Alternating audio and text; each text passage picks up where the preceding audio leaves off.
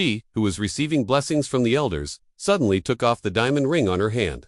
"Ethan, I don't think we're a good match. Let's break up."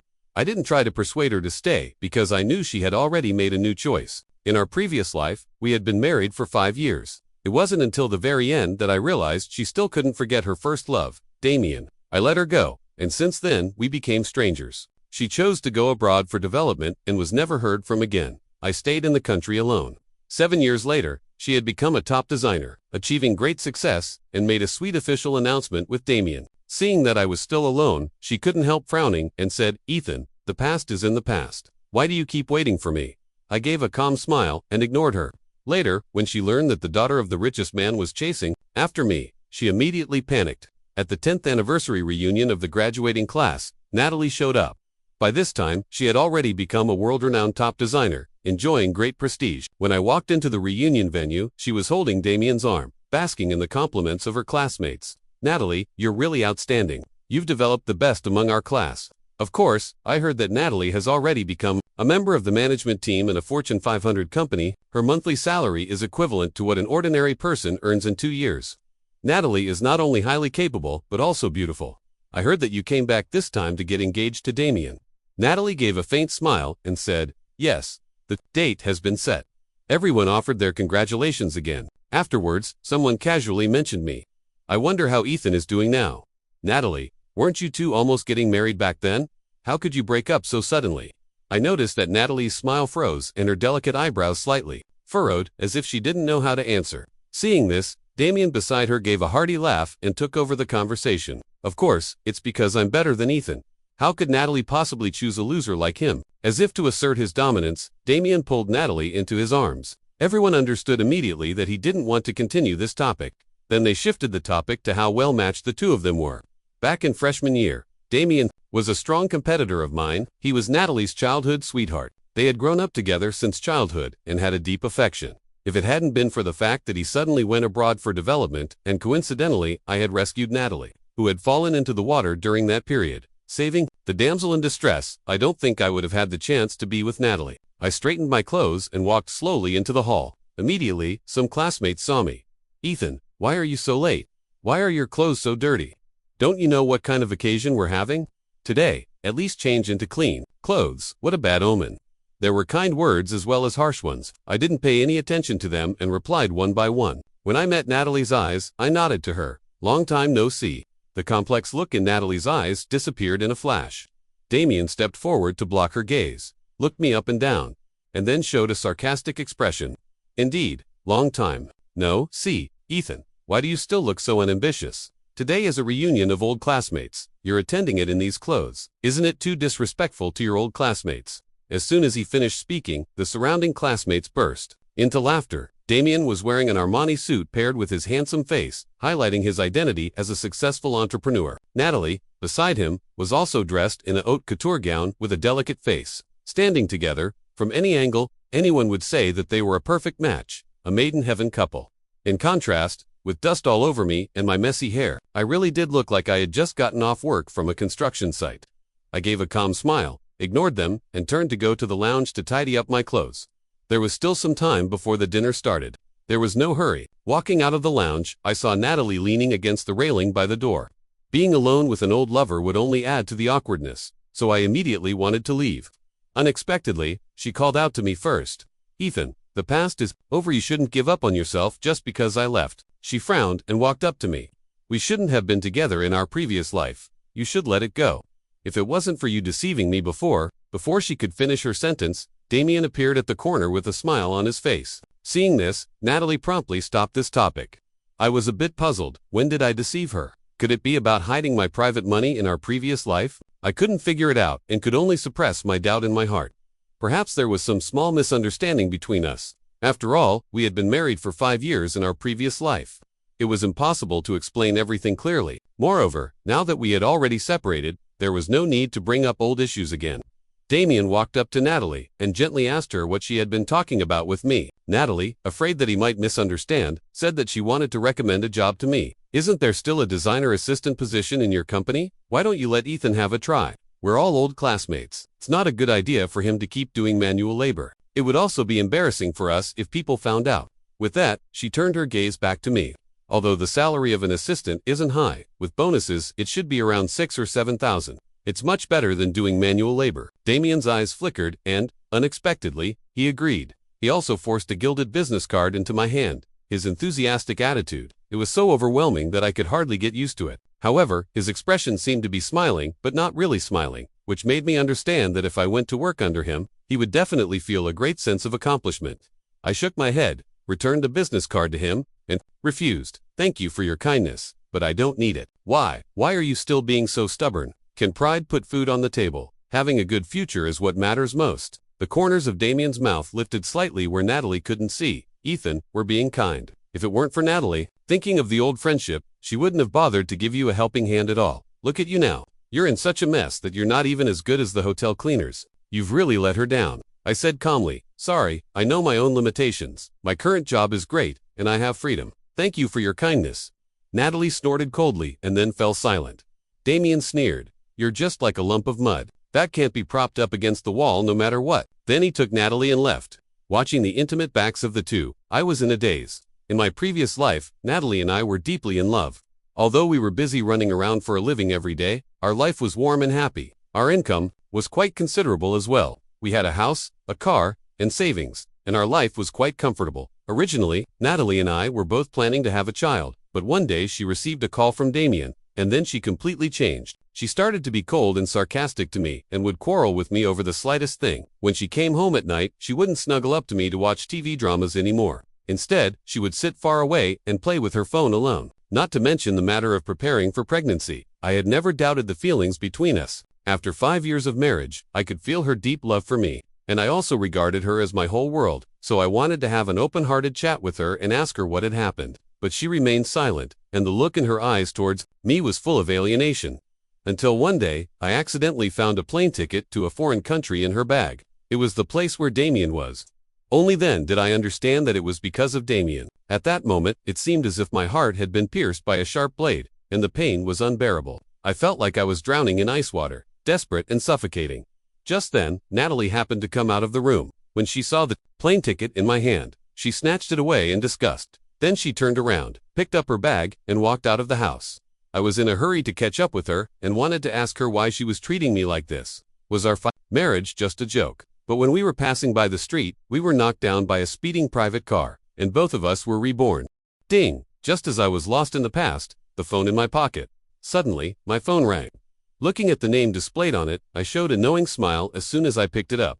Before I could say anything, a concerned voice came from the other end. I just heard from the driver that you were blocked and beaten up by a group of enthusiastic old ladies because you were trying to save a cheated child. How was it?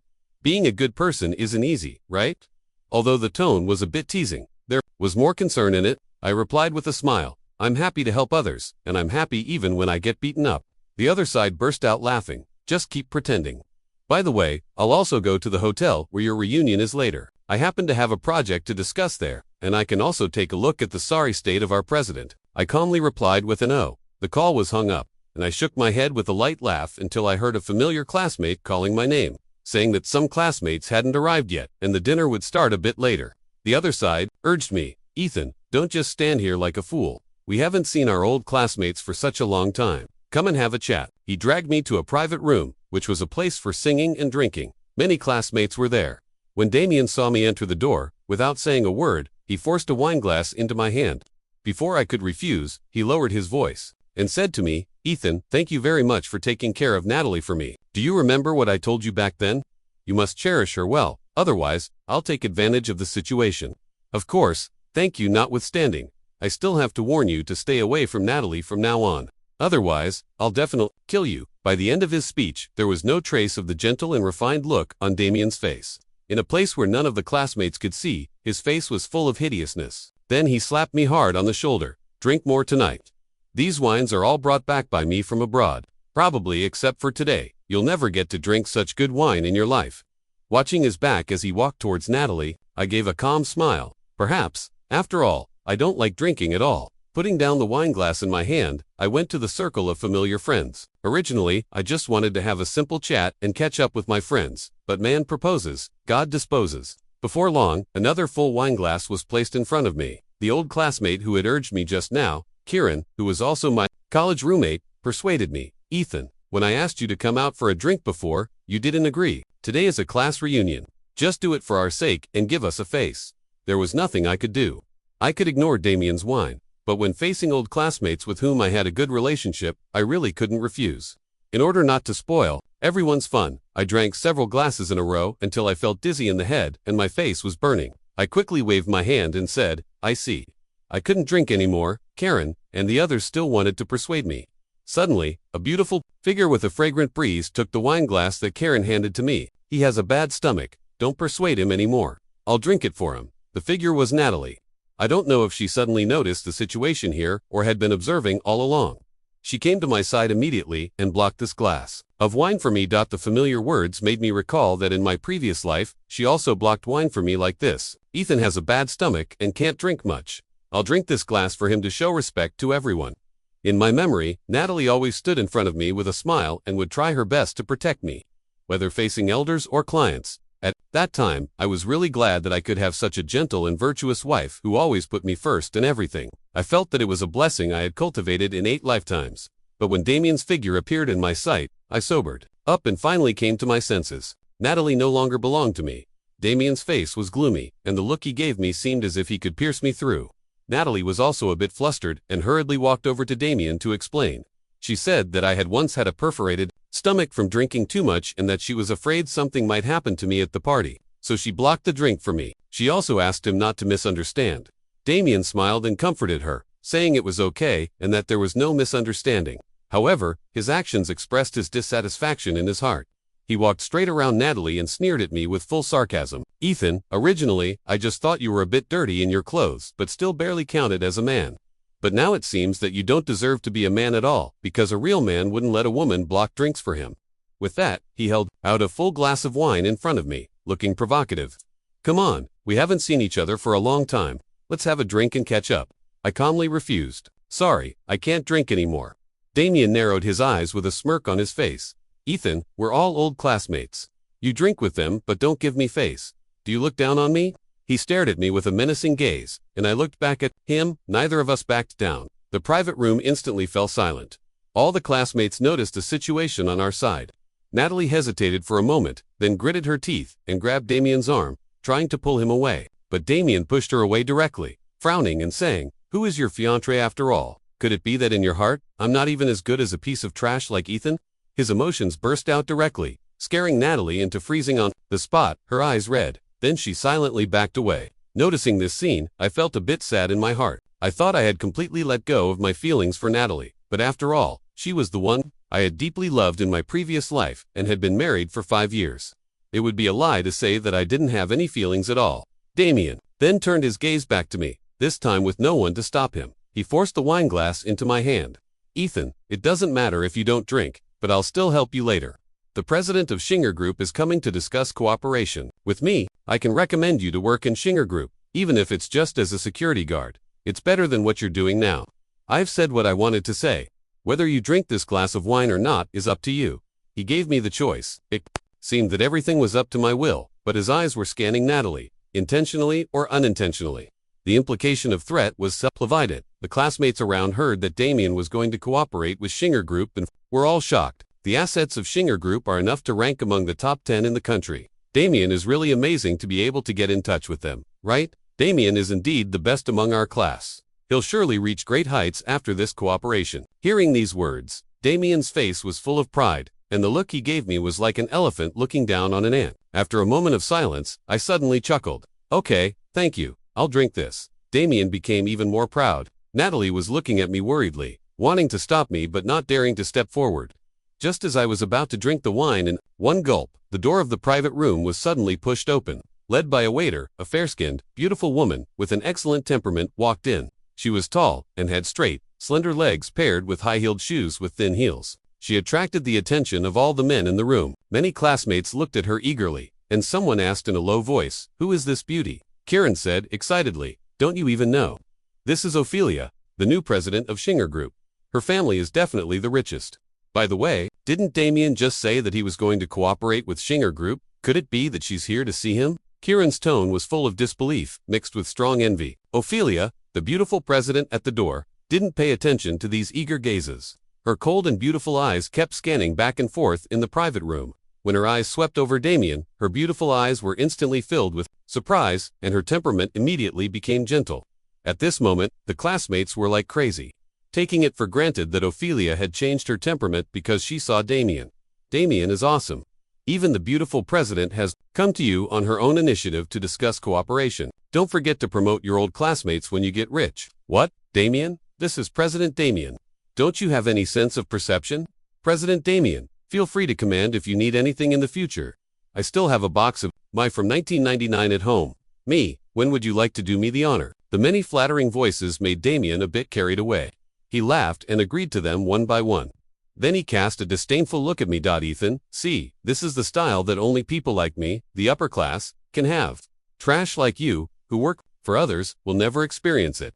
I had a calm expression on my face and didn't pay any attention to him. Damien didn't continue to mock me either. He turned to face Ophelia, nervously rubbing his hands. Then he walked up to her with a fake smile. President Ophelia, I've prepared a banquet upstairs. Let's go there. With that, he also reached out his hands, wanting to hold Ophelia's delicate hands. But to the shock of the classmates in the private room, as soon as their figures crossed each other, Ophelia simply ignored him and walked straight towards the back, directly towards me, with eyes as gentle as if they could drip water. She gave me a playful smile and stuck out her tongue. Brother Ethan, I finally found you. The cold and proud beautiful president suddenly turned into a docile little kitten when she saw me. This shocked everyone present, and they all looked at me in disbelief. Ophelia, however, didn't care about that. She looked me up and down at my dirty clothes and couldn't help bursting out laughing. Only under the menacing gaze of my eyes did she stop laughing. Then, still ignoring Damien, who was frozen in place, she turned her gaze to Natalie and said with disdain, "Your brother Ethan's former fiancé, right? I should thank you for leaving him. Of course, thanks aside, I still have to call you an ungrateful wretch. Brother Ethan shouldn't have saved you back then. Otherwise, he wouldn't have been heartbroken for so many years because of you." As soon as she finished speaking, there was an uproar in the room. The classmates couldn't help but widen their eyes, their gazes sweeping back and forth between me and Natalie. Natalie's face flushed red, and she retorted, unconvinced, "He saved me. It was he who deceived me back then. It was clearly Damien who saved me.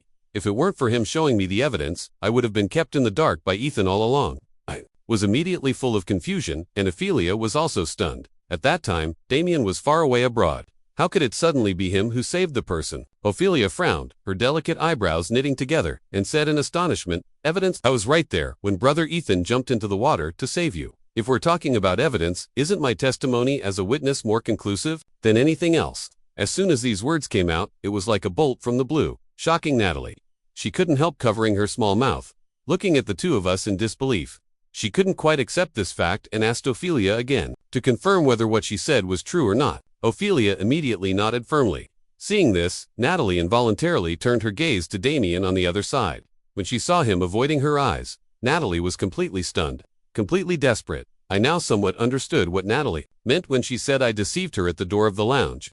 I also understood why, in the previous life, Natalie's attitude towards me had changed dramatically after receiving Damien's call. It turned out that she had misunderstood me, mistakenly, believing that it was Damien who had saved her. Then I, the legitimate savior, immediately became a veritable big liar. Not only had I deceived her feelings, but also her marriage. Although we got together and married because we were suitable for each other and deeply in love, it's undeniable that if it hadn't been for her sudden fall into the water that time, I wouldn't have had the chance to get close to her, and there wouldn't have been the subsequent story. During the 5 years of marriage, she had always regarded me as the most important person. Suddenly hearing such a cruel fact must have been a huge blow to her. At this moment, I also understood why she didn't want to talk about it. In the previous life, she was probably scared too afraid that I would admit it, afraid that our marriage would come to an end. From then on, I looked at Natalie and asked the point that puzzled me the most. What kind of evidence was it that made you believe him so much? Didn't you ever suspect it? I remember that I took care of you in the hospital. For a week back then, Damien was already abroad at that time. Natalie's eyes were red, and she didn't dare to look at me. She was probably filled with guilt towards me in her heart. Then she began to stammer and explain to me, her tone even a bit choked. At that time, Damien casually mentioned my falling into the water, and said that the plane was going to be late, so he could only entrust me to you. Of course, I suspected it, but he showed me the chat records with you, which were about him transferring money to you to pay for my hospitalization expenses. Plus, Sienna confirmed what he said. So I frowned and interrupted her. So you just believed what they said? Although Sienna is your roommate, don't you know that she and Damien are cousins? And with today's technology, it's too easy to fake a chat record. Natalie sobbed. I only found out about their relationship later. I was a bit speechless. She was too gullible. After so many years of our relationship, she didn't even bother to verify further and just condemned me straight away. Although I understood her way of thinking, the feeling of not being trusted still disappointed me a bit. In the private room, except for the two of us, everyone else was confused. The two people involved, Damien and Sienna, were even more puzzled. Of course, they didn't understand because this was something that had happened in the previous life. In this life, the two of them hadn't had time to deceive Natalie yet. It was Natalie who had gone abroad on her own. Later, they just went along with the flow and admitted this matter. Ophelia, on the side, didn't pay attention to this. She was even a bit annoyed that we had cleared up the misunderstanding. She held my arm even tighter, and her gaze towards Natalie was full of hostility. It's a happy thing that the misunderstanding has been cleared up. But since you're about to get engaged to someone else, you can't come back to brother Ethan. He's mine. Natalie was a bit embarrassed, and I had black lines all over my head. It had been 7 years since Natalie threw away her engagement ring and left for abroad. Regardless of everything, although I hadn't been able to forget her during these 7 years, my feelings for her were still slowly fading away. As the old saying goes, time is the best medicine to heal everything. What is past and what seemed unpassable will eventually disappear. Now she might just be a familiar stranger to me and Ophelia. Thinking of her, I was a bit helpless. She was a junior who was 1 year younger than me. We got to know each other because of a school activity. It was also after that activity that I saved Natalie when I was giving her a ride back to the dormitory on my way. In our previous life, we weren't that familiar with each other and just remained at the stage of being friends. However, in this life, due to Natalie's departure, I unexpectedly ran into Ophelia again by a strange twist of fate. It was only after I joined the Shpagara group and became a senior executive of the company with my design talent that I learned about Ophelia's identity. Since then, it seemed that she had her eyes on me. She would ask me out to eat every now and then, especially after hearing that I had separated from Natalie. Her looks and actions became even more blatant. Basically, the whole company knew that she had a thing for me. Because of this, I don't know how many people secretly cursed me behind my back, saying that I didn't know what was good for me. Just like the classmates in the private room, now their gazes towards me were full of envy, jealousy, and hatred. But seriously, I just regarded her as a good friend, like a sister. I didn't have any other intentions. Although I had already refused her many times, she still persevered. I had no choice but to lie to her, saying that I still couldn't forget Natalie. Perhaps this was the reason why she immediately mocked Natalie and was even hostile towards her as soon as she came in. Natalie noticed Ophelia's feelings for me and hurriedly said, "Miss Ophelia, it was indeed my fault in this matter, but you can't break me and Ethan apart with that." Without paying attention to Ophelia's expression of wanting to refute, she turned her gaze back to me and started to explain, "Ethan, I will break off my engagement with Damien. It was my fault in the first place. Don't worry, we haven't had that kind of relationship. I will do my best to make it up to you and make up for the mistakes I've made in the future. Okay." I still believed that Natalie hadn't had that kind of relationship with Damien because Natalie was a traditional girl. Before getting married, she wouldn't agree to take the next step. Moreover, I also believed she still had a glimmer of hope for me. This could be seen from her defending me just now. However, this wasn't a reason for me to agree to get back together. 7 years we had been separated for a full 7 years.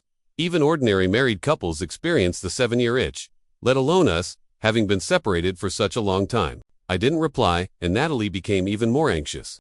At this moment, Damien, who had a gloomy face beside us, couldn't hold it in anymore. He probably thought that with me around, the cooperation with the Schenker group would surely fall through. So he didn't approach Aaliyah. Instead, he walked up to Natalie, wanting to take her and leave the place. He hadn't given up and wanted to explain to Natalie, hoping that they could continue their engagement.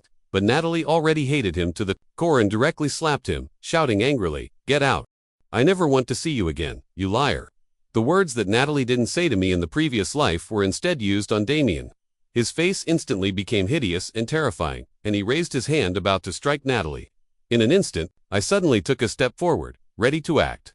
I had already made up my mind. As long as Damien dared to lay a hand on her, I guaranteed that he would only be able to leave here lying down. Finally, whether it was out of reluctance or because he sensed my movement, Damien backed down and left the place with his cousin Sienna in disgrace. I left too. I left with Ophelia. Although Natalie kept apologizing behind me, I was tired. I waved my hand at her and then got into Aaliyah's car. In the following few days, I didn't go to work at the company. I was silently digesting what had happened at the party at home. Ophelia was also very considerate. She directly told me that I could go back to the company whenever I had sorted out my feelings.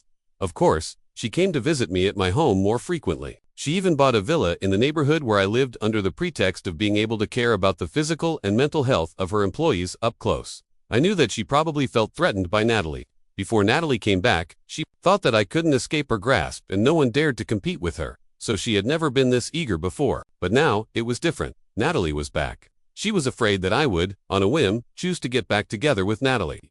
Realizing this, I couldn't help but laugh. At this stage, I really didn't have such an idea. Whether it was Natalie or Ophelia, I didn't have the intention of getting together with either of them. It wasn't that I was closing my heart and locking up my love, wanting to be a loner from now on. Rather, I still hadn't figured out what kind of choice I should make regarding Natalie.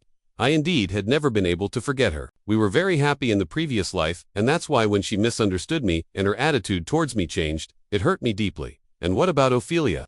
Things between me and her hadn't developed to that point. It's not at the stage yet, but it's undeniable that the deep affection she showed me was something I couldn't refuse. So after thinking for a while, I decided to put all of this aside for now. Let things develop freely, and see where they lead. Then I went back to my simple life of going between two places every day. I was either busy dealing with work at the company, watching TV dramas at home, or going out for a walk. My life was casual and relaxed. Sometimes I could even meet Ophelia, who was waiting for me downstairs. I didn't refuse and sat on the grass in the park, chatting with her about everything under the sun. 2 weeks later, when I got home from work, I was surprised to see Natalie at my doorstep. Unlike the time at the class reunion when she was dressed up, she was wearing casual clothes at the moment and had no makeup on her face. Her messy bangs were fluttering on her forehead. She was leaning against the wall with groceries and a bag at her feet. I don't know how long she had been waiting there. She had even fallen asleep, sitting there. For a moment, it seemed as if I saw the scene from our previous life again when she forgot her keys and was waiting for me at the doorstep. Back then, when she saw me coming back, she would act coquettishly towards me and even jokingly complain about me. She would say that it was all because I didn't remind her to take the keys in the morning that she couldn't get into the house. We would cook while laughing and playing around. But now, looking at her sleeping figure, I didn't even dare to approach her. Just as I was lost in memories, Natalie might have sensed something. She opened her sleepy eyes, and when her gaze fell on me, they were instantly filled with joy. "Ethan, you're back." She tried to stand up, but having sat for too long, her legs were a bit numb. She actually fell towards the ground. Instinctively, I dropped my bag and took a few steps forward to catch her, with her delicate body in my arms. The long-lost feeling surged up in my heart again, but I didn't dare to make a single move for fear of causing her any misunderstanding. Natalie probably sensed that my body was tense. She sighed and then got up from my arms. After tidying herself up a bit, she smiled and gestured to the groceries beside her. "Look, I bought coconuts. How about I make coconut chicken for you today?" Hearing this, my expression was a bit complicated. In our previous life, I loved the coconut chicken made by Natalie the most. To learn how to make this dish, her hands had been injured many times. Sometimes it was from the coconut shell accidentally bouncing off when opening it, and sometimes it was from being scalded by the broth. I watched with great heartache and advised her to stop. I even wanted to take her place, but she would always smile and tease me, saying, "I'm your wife. If I don't make it for you, do you want to wait for a mistress to make it for you in the future?" There was nothing I could do but watch carefully beside her. Unexpectedly, after so much time passed in this life, she still remembered. I didn't refuse and invited her into the house. She was handling the groceries a bit clumsily and almost got hurt several times. I watched with worry and wanted to go up and help, but she firmly refused. She looked at me with tears in her eyes. "Let me make it for you just this once.